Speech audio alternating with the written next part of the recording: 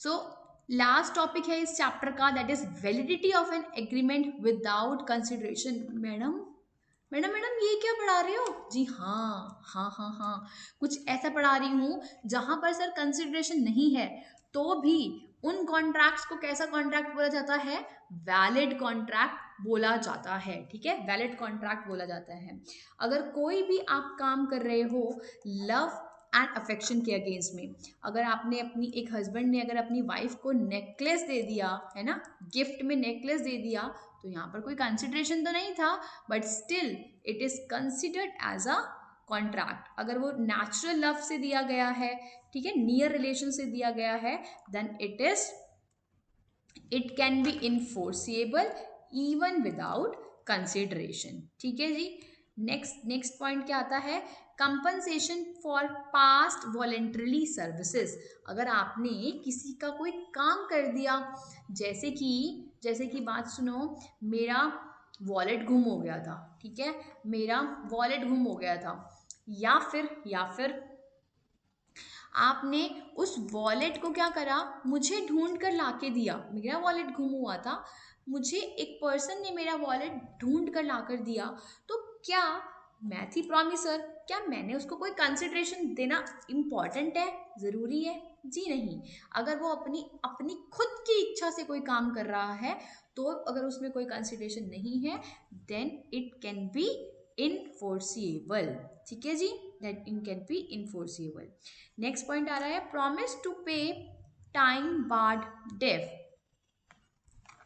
Promise to pay time barred debt, कह रहा है A is indebted to C 60,000 but the debt is barred by limitation. A sign an agreement now pay 50,000 final installment, contract is a void but it is enforceable. देखो, हमने time बाद पढ़ा था। Time बाद क्या पढ़ा था कि अगर आपका कोई भी चीज़ टाइम बार्ड हो गया है ना, हम वहाँ पर पढ़ रहे थे, टाइम बार्ड हो गया अनइनफोर्सिबल कॉन्ट्रैक्ट में, टाइम बार्ड हो गया तो आपको अब उसका क्या नहीं मिलने वाला, वो अनइनफोर्सिबल कॉन्ट्रैक्ट हो जाते हैं।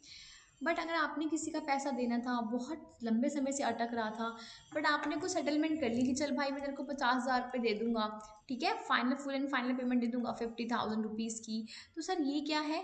ये कॉन्ट्रैक्ट है विदाउट कंसिडरेशन। जो था वो पहले चीज़ें हो चुकी हैं, टाइम बाद हो चुका है, बट फिर भी इसको इन्फोर्सिबल करा जाएगा इवन विदाउट कंसिडरेशन। ठीक है, no consideration is necessary, no consideration is necessary in necessary to create an agency. Agency बनाने के लिए प्रिंसिपल और एजेंट का रिलेशनशिप होता है सर, वो दोनों